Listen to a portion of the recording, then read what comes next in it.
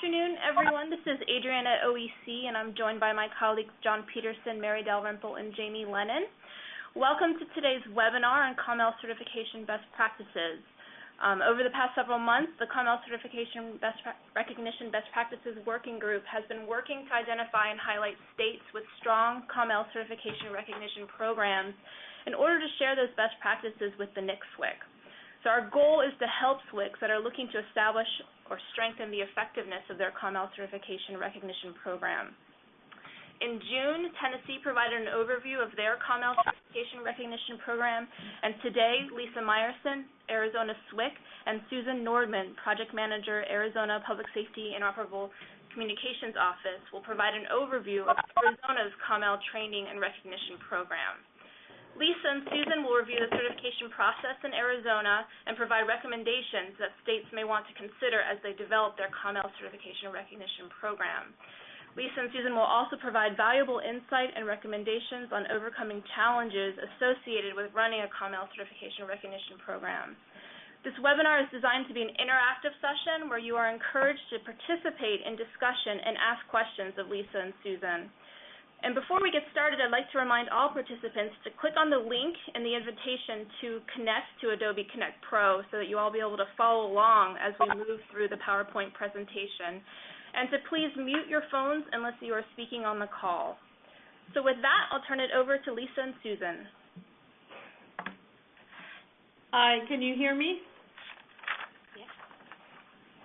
Yes, we can. Okay, great. Hi, this is Lisa Meyerson, and I'm going to let Susan say hello. Hi, this is Susan with Arizona. So welcome. It looks like we've got quite a few folks from different parts of the country. We're very excited to be here and to help share about our program. And I will get started. We're going to kind of bang through the slide deck, and feel free to interrupt. I will ask for questions at a couple of different times during the presentation. I'm going to start off, and then Susan will talk for a while, and then I will join back on the line and talk about challenges and best practices. So the first is to give you a bit of history. Our COML program was started in about 2009. Our statewide interoperability governance body is called PSCC, so I'll be referring to that, but in your minds you can just think of it as our SIG-B. And we do have a technical working group, which is our SIEC, that's affiliated with our SIG-B, which is our governor-appointed governance body. And basically they charged us with going forward and looking at a COML training and recognition program in 2009. A lot of that came out of discussions at the SWIC and other places regarding advances within the country in terms of moving forward the COML program. We also are very lucky here in Arizona because we have a gentleman who was very instrumental in developing some of the COML programs, Dan Wells, and so he was encouraging us. He also served on our commission at that time. In 2009 and 2010, we formed a working group. That's the way we get things done around here. Usually it's staffed by someone from my office, and then we try to get a few subject matter experts to work on it. We try to have virtual meetings as much as possible to make them feasible for people, as opposed to in-person meetings of a very vast state. And then we started developing the formal program. In 2010, we did add it to our SCIP. We do update our SCIP annually and have since 2009. And in 2010, we added a formal strategic initiative regarding the COML program. We did also finally approve, after lots of drafts and debates and discussions, a procedure for recognizing COMLs from our SIG-B in mid-2010. Once the procedure was in place, we realized that the ad hoc committee that had done all the work to put it together was not necessarily the appropriate committee going forward. There were a few people on it who were appropriate, but others were, real good at cooking up programs, but not necessarily the kind of technical expertise we needed for actually doing recognition. So our recognition is done through a committee, and that is called an MCU work group. And that committee was formed again in the summer of 2010. We did appoint 5 individuals to that committee in the fall of 2010, and those people continue to serve on that committee to date.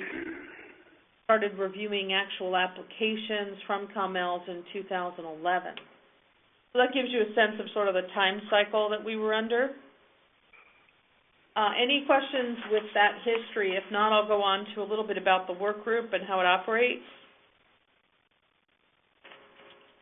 All right, so the work group is an official working group of our SIEC. We do have, by the way, operational procedures or charters for both our SIG-B as well as for our SIEC. Those are available on our website for anyone who's still trying to evolve their governance structures or tweak their governance structures. And that does provide for formal working groups, and it does discuss what their authority is and is not, if that's helpful to someone. So the folks on the work group need to have, obviously, knowledge of COML, COMT, et cetera, the communications unit. That was a bit challenging at first, but we did have a few who stepped up who had the knowledge. And then it became a little chicken and egg principle because we needed to make sure that all those people actually went through our processes to get task books done and get off on. But we do have a committee, and we did develop then policies and procedures regarding how that committee would operate and how they would go about the process of recognition so that it was very transparent for people, so people would understand that it wasn't just, some black box somewhere, you just form a committee and, give a thumbs up or a thumbs down, that it actually had a structure around it. So we developed policies and procedures for that committee, and that we think that helped lend it credence. And also helped the committee members who were struggling with the notion of not putting themselves in a position or the state in a position whereby we were making people think that we were signing off on these individuals as able to work within any part of the state and or within a particular jurisdiction. So there was a lot of debate and discussion among the members who were very conscientious regarding making sure they were setting expectations appropriately to folks who might want to look at our recognized COML program and to make sure they understood what it meant. We'll talk more about that and how we struck those balances on the call. As you can see, the 5 members on the committee most of them are recognized COMLs. Most of them have now become COML instructors, and we do also have a couple of COMT instructors in the group. We tried to also put a mix between fire, police, and EMS, although that's pretty hard. The role of my office with that committee, my staff manages the committee and manages its work and moves that were developed through the process and provides administrative support for the committee, helped fashion the policies and procedures and sort of validated them with the committee and made sure that they were clear, that they made sense, that they were replicatable, that they were rationalizable as well. But we do not serve on the committee ourselves. We facilitate the committee, and we do not sign off on task books. Those are done at the agency level, and the recognition is done at the committee level. So that's kind of the fundamental structure. Questions about history or fundamental structure, and then Susan will get into the details of the program. Hearing no questions so far, Susan will go into the tough stuff, and then we'll see what questions you have then. All right, I'm going to continue on with some information about the training. During the national rollout in 2009, there were 6 courses that were offered statewide in Arizona. And, of course, the training helped individuals learn more about the COML role, the resources that are available in Arizona, and how the COML is integrated into the incident command system. Unfortunately, there wasn't much follow-up with the students, and at that point, there was no structure to the recognition program.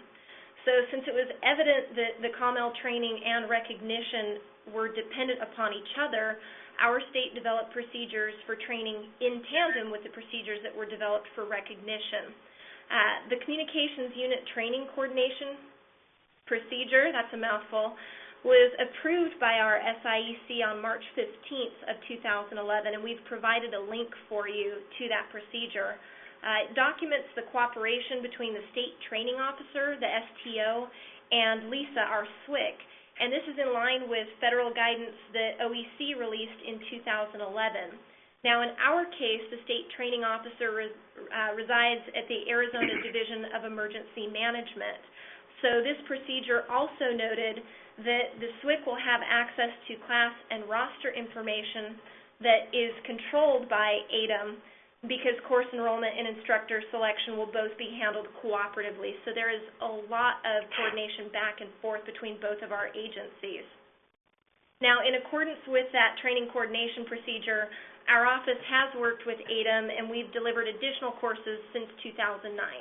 So there were 3 COML courses delivered in 2011 across the state, not just in the metropolitan area of Phoenix. And so far this year, in 2012, we have conducted 3 courses, and we're planning additional courses before the year is through. Any questions on coordination with the state training office? Because Susan's been pretty hard on that coordination. All right, then we'll continue on. Of course, along with training, there are instructors. It was a goal of ours to develop local instructors, and this information was also included in the training coordination procedure. That procedure requires that the courses be offered with a condition that the lead instructor must allow participation by at least one Arizona instructor in training. Some of you may be familiar with, instead of instructor in training, you may call it an adjunct instructor. Including this information, the procedure supported an expansion that we made in 2011. The SKIP initiative that had to do with the COML program was expanded to include not only the recognition program, but also the development of Arizona-based federally approved instructors. Moving forward with that push, individuals were allowed to participate in the training. The people that had completed the COML Train the Trainer course, they helped to teach during the 2011 courses, and 6 of those individuals were able to complete the Train the Trainer requirements and were added to the OEC-approved COML instructor list at the end of last year. Now Arizona has 8 approved COML instructors, and by doing that, it's allowed us to actually reduce course costs, as well as giving us the ability to leverage those subject matter experts in those local areas for the training that we offer. For example, we had an individual that knew the systems really well down in the southeast corner of our state, and he happened to be one of the instructors for a course that was led earlier this year, and it worked out extremely well. Okay, now that Lisa has spoken a little bit to the history and I've talked about the training, I'm going to go ahead and provide some more detail on the recognition procedure itself. First of all, I'd like to note that our program does follow the national certification model, so what I'm about to talk about, or what I'm about to speak to, is in line with that. Any individual who wants to be recognized as an Arizona Regional All Hazards COML must first meet the required prerequisites for the COML training. So that includes having the requisite knowledge and completing the ICS courses, 100, 200, 300, which is a class-based course, ICS 700 and 800. Second, they need to complete a DHS-approved, NIMS-compliant All Hazards COML training course, and this is important to note, it does have to be an all hazards course. Third, the individual will complete the COML task book and receive sign-off by an appropriate Arizona agency. I will emphasize Arizona agency, and I'll touch on that more in just a moment. And then finally, the individual must submit evidence to our office that they've met those prerequisites as described and that they've completed the training, the COML training course, and the task book. Okay, so I mentioned an Arizona agency, put a little bit of emphasis on it. That is something that's important in our program. In order to be recognized as an Arizona Regional All Hazards COML, someone has to be certified by an Arizona agency, which we define as any Arizona police, fire, EMS, municipal, county, state, tribal, or federal agency, or NGO, non-governmental organization, performing public safety or public service activities. Now, this was something that we required as part of our program after a lot of consideration. The effort behind it is to keep some individuals who may be pursuing recognition with the intent of increasing their list of credentials it's to keep them from going after our recognition. We didn't feel that it was appropriate necessarily for someone who was in another state that did not have an affiliation with an Arizona agency. And Lisa's going to talk about that a little bit later when we discuss challenges. Okay, so if an individual is recognized, or applied by an Arizona agency, then they can provide the following materials to us if they want to move further to be recognized. First thing that they need to provide is a submission checklist. This is a basic checklist which also includes an area for their personal contact information and their agency affiliation so that we can update our records accordingly. Secondly, they'd have to provide confirmation that all prerequisite training has been completed, and this they can submit in the form of certificates of completion, or they could provide an official training record to our office. The third item that they need to submit is a copy of their certificate of completion from the All Hazards COML training course.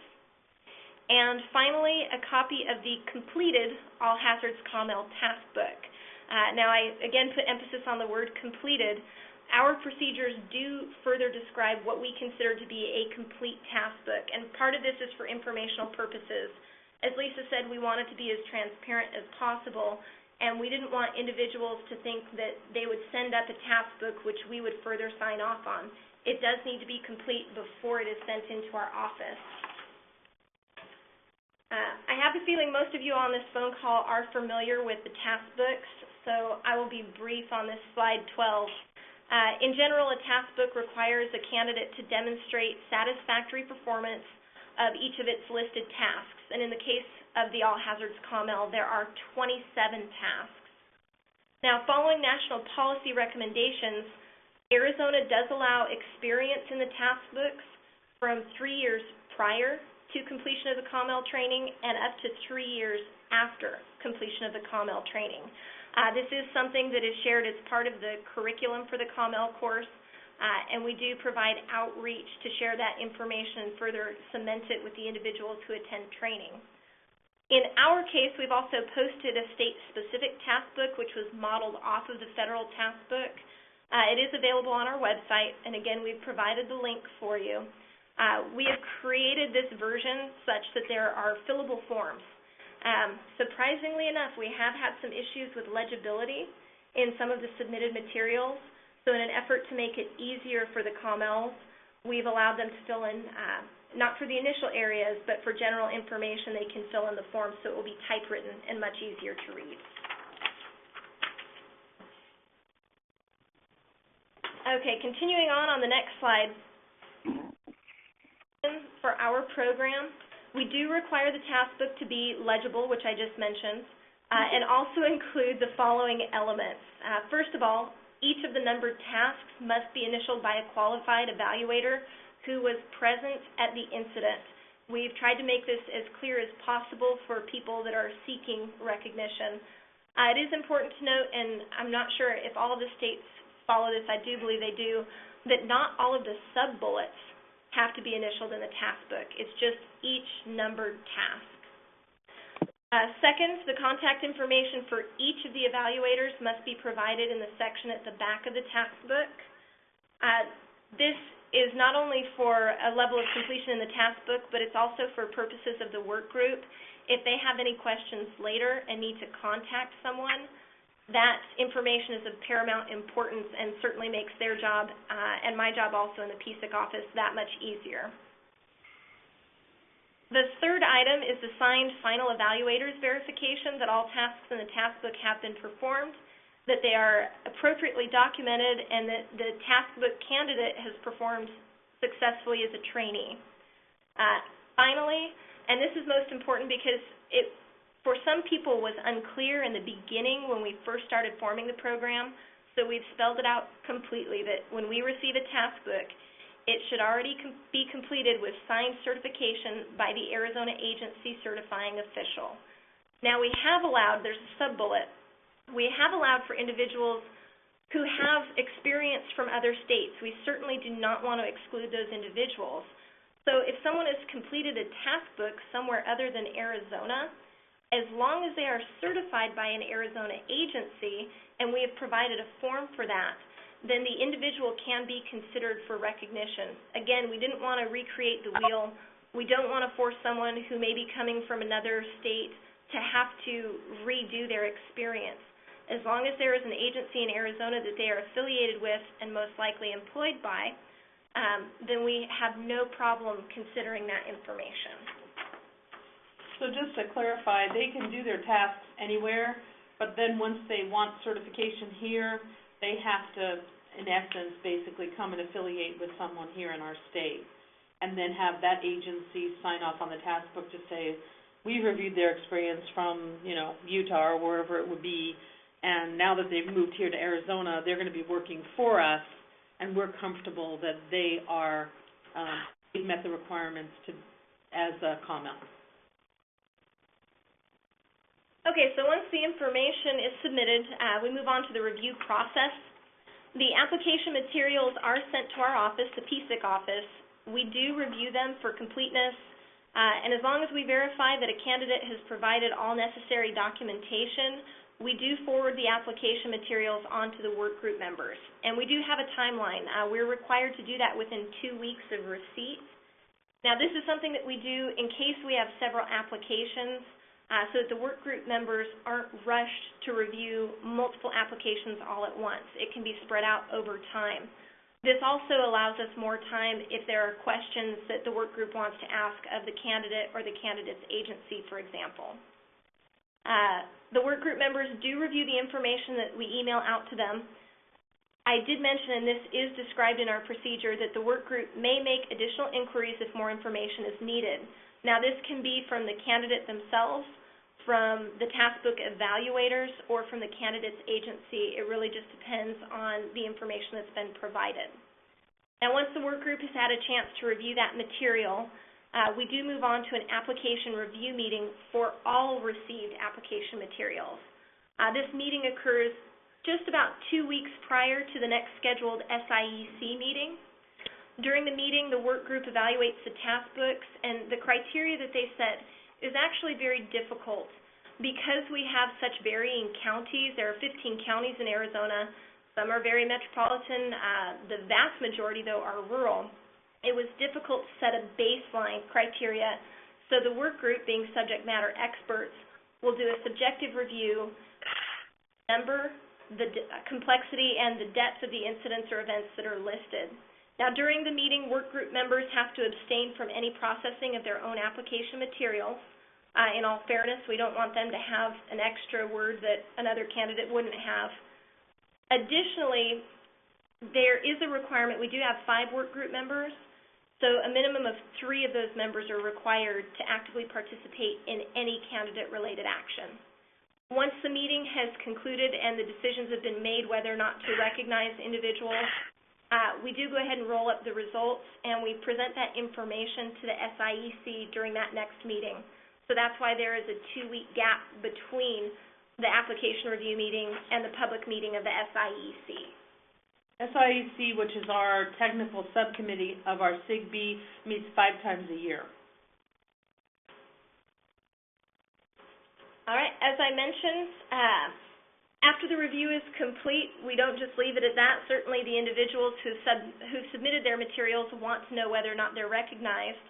So after the work group review is complete, our office will advise each candidate and their agency as well in writing of the results. If a candidate is granted recognition, we issue a document, a letter that is signed by the SWIC confirming their designation. We also add them to the Arizona Regional All Hazards Communications Unit resource list. This is something that is posted online. It is also a list that we've made available to our Division of Emergency Management. Should they need resources, they can immediately review the individuals that are listed. In our program, the designation remains current for 3 years, and that is 3 years from the date that the work group recognized them, so 3 years from their application review meeting. Now, in the case of individuals who are not granted recognition, the work group does put together recommendations for training and experience that they feel would be needed in order for the candidate to be reconsidered sometime in the future. In this case, the candidate's agency may also be provided with that information from the work group. Are there any questions about the contact that we make with the candidates after the recognition is decided? I have a question. This is Beth Todd from Utah, and you may cover this. I may be jumping the gun a little bit, but at the end of the 3-year period, do they have to go through another recertification application process? Yes, they do. And actually, you're right. We are coming up on that.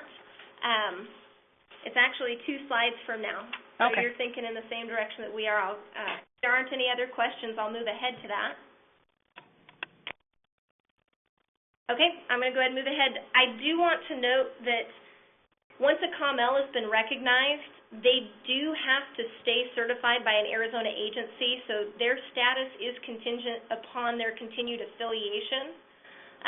If there is a case where an agency chooses to no longer certify an individual, we have provided a form that can be filled out, and an agency certifying official can provide written notice that that individual is no longer with their agency. Now, in the case of a person that's just moving from one agency to another, again, we provide a form. It is up to that recognized COML to let our office know to fill out that form and let us know that they've changed agencies. Their new agency, if they so choose, may sign off on certification of the individual. If the new agency does not sign off, in essence, that person is not affiliated with an Arizona agency, they would be removed from the recognition list. And the question that was just posed regarding renewal, an individual, if they do want to seek renewal of their recognition, prior to the expiration of that 3-year period, they have to submit 2 things to our office. The first item is fairly easy. They need to submit a copy of the agency certification form with certification. Even if they are still with their same agency, we want to see that 3 years later they are still meeting all the requirements for certification and that agency has still qualified them in that position. Second, we need to receive documentation of their experience in formalized either communications training, full-scale or functional exercises, incidents or events, and that experience does have to take place within the 3-year recognition period. They cannot pull from incidents that are prior to their recognition, and of course, if they want to be re-recognized for the next 3 years, we certainly don't see them going out into the future, at least not for that documentation. In this case, the work group will review the materials just as they would during a regular or an original application review meeting, and applicants who are approved by at least 3 of the work group members will have their status renewed for an additional 3-year term. They do not need a task book. They don't need a new task book. That's correct. They just need to say, I actually do this job. I actually know how to do it, and I keep up with my training, and I can still do this job. That's what they need to say at that point. Yeah, and they can submit incident action plans. They can submit 205s. It can be for pre-planned events, just something showing clear documentation that they were acting as a COML. And of course, I just mentioned that if an individual is approved by 3 of the work group members, they'll receive recognition for another 3-year period. If there is a case, and we haven't come to this yet, we haven't hit the 3 years for any individual, but if there were to be a case where the work group does not want to recommend that the individual be recognized for an additional 3-year period, then they would make recommendations to that individual and to that individual's agency. All right, I'm going to hit one last thing, and then I'm going to turn it back over to Lisa to discuss some of the challenges. We do have a COML numbers snapshot. Since 2009, we've trained 186 qualified individuals in Arizona, and you can see on this slide the different disciplines. We've broken it down similar to how they break it down in the database at the federal level. So in our case, law enforcement slightly edges out fire, 58 to 55. And for anyone who may be wondering, that last discipline, other, it includes government, volunteer, and also public safety communications. So it's a fairly broad mix. Now, in the case of our Arizona Regional All Hazards Recognized Individuals, on the right-hand side, there are 15 at this time from 4 counties in Arizona. That accounts for approximately 8% of the people who've gone through training. which is a number that is generally to be expected. It'd be nice if we could bump that up a little bit higher, and hopefully through our efforts we will, but at this point 8% isn't too bad. In the case of the recognized individuals, there is a higher percentage of the emergency management individuals, and we're waiting to see if this will continue to be a trend in the coming year. Are there any questions about this slide or what we've listed as far as the information? All right. I'm going to go ahead and turn it over to Lisa then to speak to some of the challenges. So one of the main concerns that our folks had about doing a recognition program was potential liability on the state if a person was put on an incident and they didn't perform well. So the way that we struck the balance with that was to, first of all, make it clear that we consider the person a regional COML, meaning that they're able to work in that region. There's quite a few folks in certain parts of the rural parts of the state that would not be able to work in our metros. So we're not saying they can work anywhere. We're saying they can work in a region with a similar kind of mix and configuration. So the recognition is only saying that they're a regional COML for the region in which they're placed. And we do put information in our database specifically to identify, what agency has certified them as capable and where they work. And that helps folks as sort of a little bit of a buyer beware. And then also we made it clear that this issue of the certifying agency was critical. So in essence, what we're saying is the agency has certified them, and we're simply now recognizing that certification. So that's the way we struck the balance with that. Since that's so critical, does anyone have questions about that?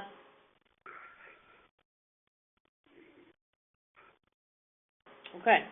So the criterion for recognition, as you saw, we tried to look at objective criterion and ended up with number, depth, and complexity. So number of incidents, level of depth of experience, and complexity. And we felt that that was kind of the 3 tiers of what we should be looking at when looking at a task book, because it was impossible for some of our folks to know what a rodeo is going to require if they're, in an area of the state that doesn't have rodeos. And they've never been to that rodeo, and they have no idea how many people are there, and all the details of what the communication challenges would be with local, state, and federal authorities. So number, depth, complexity, and an ability also to then reach back to folks within those jurisdictions to ask questions if there were questions about what the person actually was able to do. We did find some folks who were getting folks signing off on their task books who'd never even been on the incident. So we did add that in as well. The non-Arizona agency, we beat that one to death, so you know what that is. Fundamentally, I have a very small staff. So I don't have the time to give certifications to people who live in, New Jersey or something like that and want to just add to the list of certifications they have. I just don't have the time or the bandwidth or the energy to do that. It doesn't benefit us at all. And I'm sure they're qualified, and if we needed to bring somebody in from another state, I'd look to their recognition program or their database or their list to try to find those individuals. But I wouldn't necessarily need them recognized in my state to bring them in here. In terms of COML trainees, one of the big issues that we have and why our numbers are low, I think 8% is low relative to training, although I think this training is valuable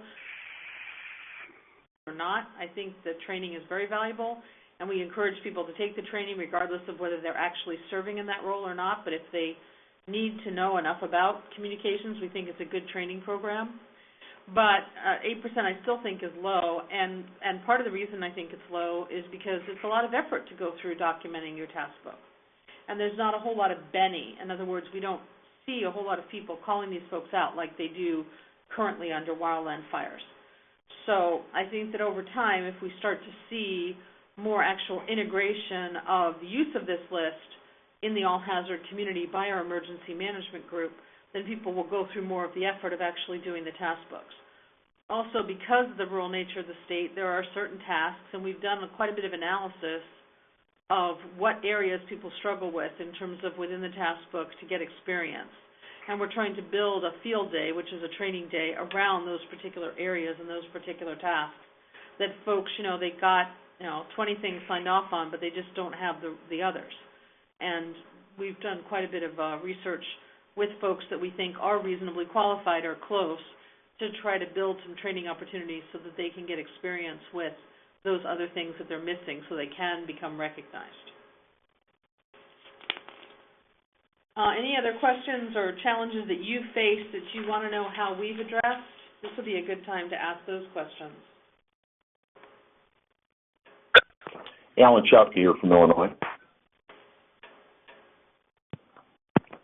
Great. On the last item that you raised about the COML Field Day, is that in lieu of utilizing ICTAP TA for a COML exercise? Similar. Okay. We had some ACGP grant money to do what we call the field day. It wasn't called an exercise. Yeah. Gotcha. Thank you. We've seen TAs that have come out that allow those exercises, and we love what's there. We're stealing a lot of good information from those materials that we've asked from some of our friends over in, that do those TAs and stuff to try to fashion our field day. But it's a similar concept, and that's another vehicle and way to go is that TA. Thank you for bringing that up. Lisa, Jim Bogner here.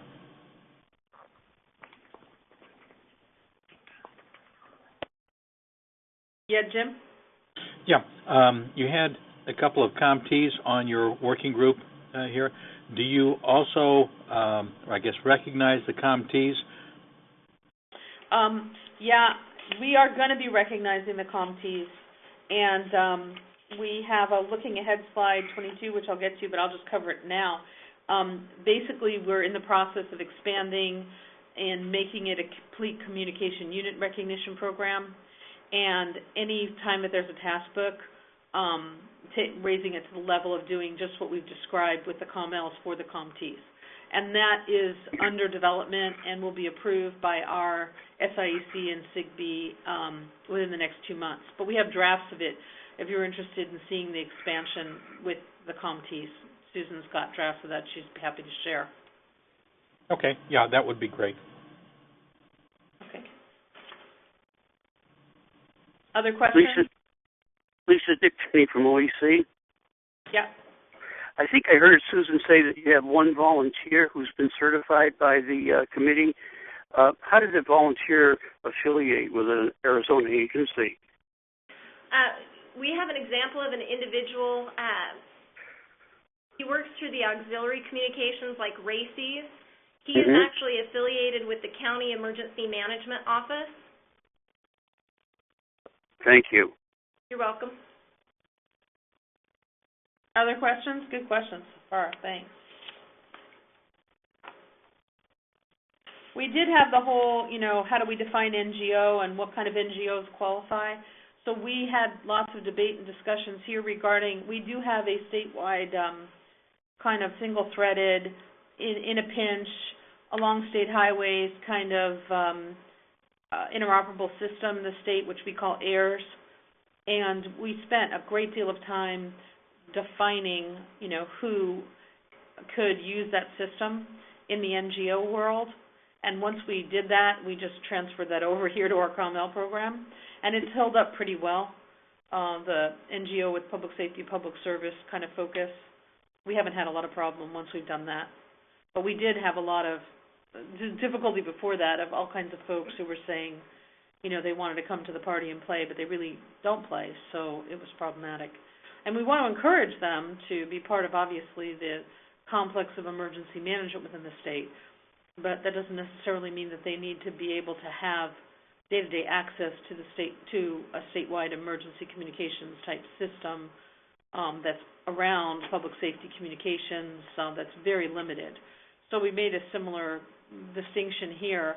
We haven't had a lot of pushback. I would consider expanding it even further if it became appropriate. Because, I think it's if there was people with that COML type skill or COMT type skill in some of these NGOs that are not necessarily in that sweet spot of public safety, public service, I'd consider it. I'd consider expanding that definition, but we haven't been confronted with that yet.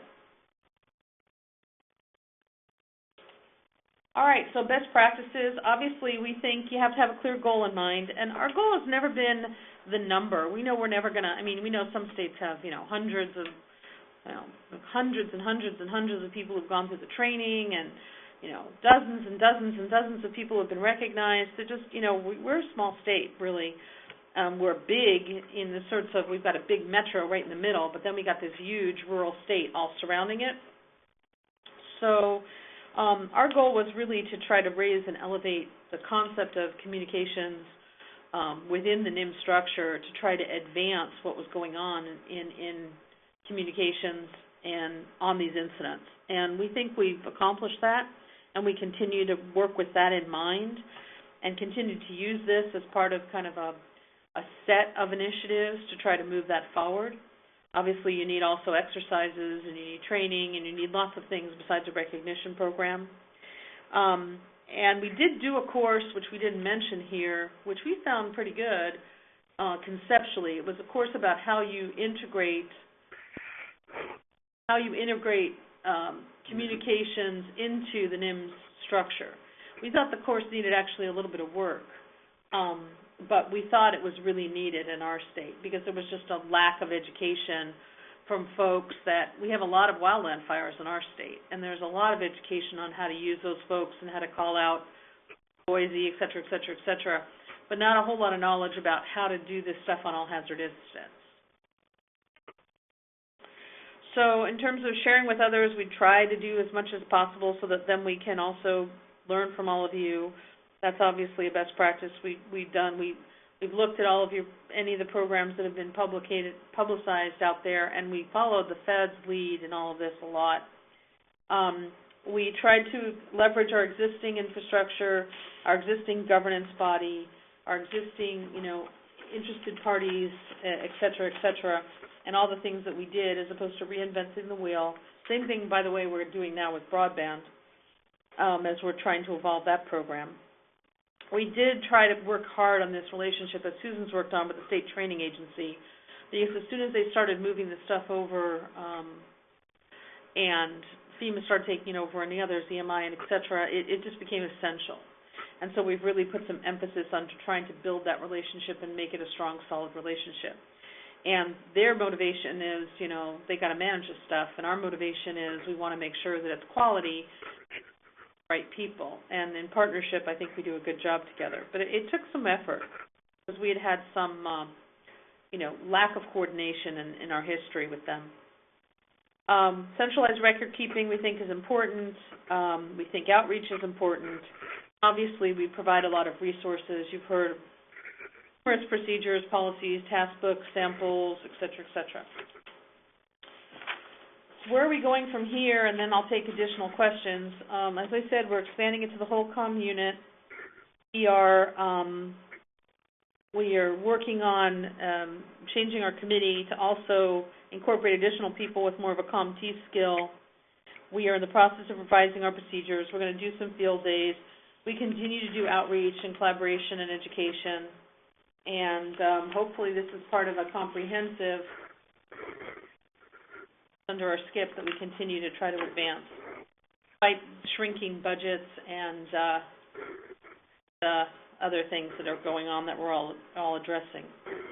So we're available for additional questions and would love additional questions if you have them. Hey, Lisa, it's Mark Rubb. How are you? Just wanted to say thanks for doing this. This is just incredible work. Susan, awesome job on this. And Delaware would like to be the first to request the two of you to fly out here and get our program up and running for us. Thank you. All right. I could use a trip to Delaware. A trip to the beach is included. Okay, that sounds perfect. I love that idea. Other questions? Question, ladies. Alan Chowker from Illinois. Hi. Do you have a TERT program as yet in the state of Arizona? You know what? The TERT program is actually very fledgling. It's not official in the state yet. There was a meeting, it was about 2 weeks ago, that I went to, and they're still working on their requirements for membership. They've actually already had some classes for leadership, but they haven't completed the process to be approved at our state level, which would also reside with our Division of Emergency Management. Apparently that is one step in the process, and then they have to go to national, you have to forgive me, I'm forgetting the acronym right now. There's an I in it, I do apologize. They That's okay. have to do the state level first, and then subsequently the national level to be an approved state program. Okay, thank you. The reason I asked is because here in Illinois, we're using our Illinois TURF program basically for our INCMs and our RADOs, and we're adopting task books that they will probably be including in their training program because that way they can deal with that while some of the rest of us deal with the COML and COMT situation. Great idea. Maybe we'll steal that idea. Next question. Have you institutionalized the COMC position yet in Arizona, either at a state or an area command or even at a local level? No, we haven't. The communications coordinator position is something that I know it's been discussed at some of our exercises. The Division of Emergency Management did a statewide exercise last year, and a component of that they called Vital Connections. It took place in, I believe it was September of last year, and there was discussion about needing a communications coordinator, but outside of that, I don't think we've moved forward in that realm. Okay. Well, very good. Thank you. Do you have good stuff we could steal on that, too? We're working on it here in Illinois. All right. Well, we'll be in touch then because we want to learn from you on that one. Great. Thank you. Other questions? Hi, this is Don Stabler from California. Don? And first of all, I want to thank you for all the material that I've stolen from you.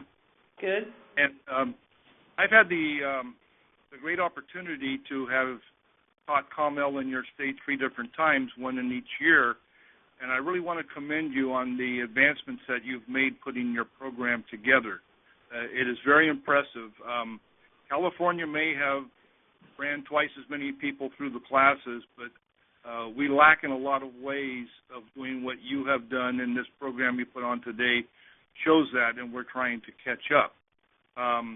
One thing that I would like to see, if possible, in March next year at the conference in Las Vegas, IWCE, and so I think somebody from your office, that they could come out and do a presentation similar to what this has been, and also go over your website and the benefits that are on there, might help some of the other states see the picture a little bit bigger. Having taught in 4 different states, sometimes it looks like there could be 50 different ways of doing this. And I am one that is all for not reinventing the wheel. And if we ever have an area-wide disaster that goes over 1 or more states, we're going to have the people on the same page. And getting the word out to other states to look as at examples, I think, would be very beneficial to all the states. And we're going to do a COML X in October. And the reason why it's not till October is kind of California's wildland season. However, somebody forgot to look at the calendar, and we generally get there well into November, so we'll see how that plays out. But we're making strides and to get up there, and I just really want to commend you on your programs and how far you've come in a few short years. Very much. Maybe we can invite ourselves to your COML X in October, since you and Susan get along so well. I already had that put that in her mind once, and I will actually send you something that maybe we can work something out, because I think we do have some evaluator positions or observer positions open, and that would certainly be great. Like I said, I'm all for not reinventing the wheel, and I think this would be a good way to go about it. Okay, and we'll look into the IWCE suggestion. We've been there before. We've done some presentations on other things. We can see if they have an interest. We can reach out to them. So thank you for that suggestion. Thanks, Don. Thank you. Other questions? This is John Peterson. I've actually got one comment and one question. The comment, just when you mentioned IWCE, OEC has been requested to teach a COML course at the IWCE next March, which we will be doing. and that's about as far as we know right now as far as the details. Secondly, the question to Susan is that in the process of finding people that decide not to recertify or for whatever reason don't want to renew their credentials as far as COML, is there part of your process to notify OEC and FEMA EMI so we can take those names off of the national database? No, we haven't gotten to that point, but if I'm not mistaken, the national database at this point only shows individuals who have gone through training. I don't think it's been updated to show individuals who are certified by their agency or recognized by the state. Is that correct? That is correct. I know that they do have the SWIC tool that's out that has information that can be populated and shown on a map, and that would be a place where we would keep those records updated. But at this point, if an individual did not, it could be that they're still certified by their agency, but they no longer want to be recognized at the regional level. If they chose that, at this point we don't have a reason why we would bring it up the chain to OEC. We would keep our records and that SWIC tool, we would keep those records updated though. Okay, thank you very much. Thank you. Great questions. We've got a few more minutes. Any other questions? Yes, this is Bob Simmons. Are you going to post this PowerPoint so that we can have copies of it?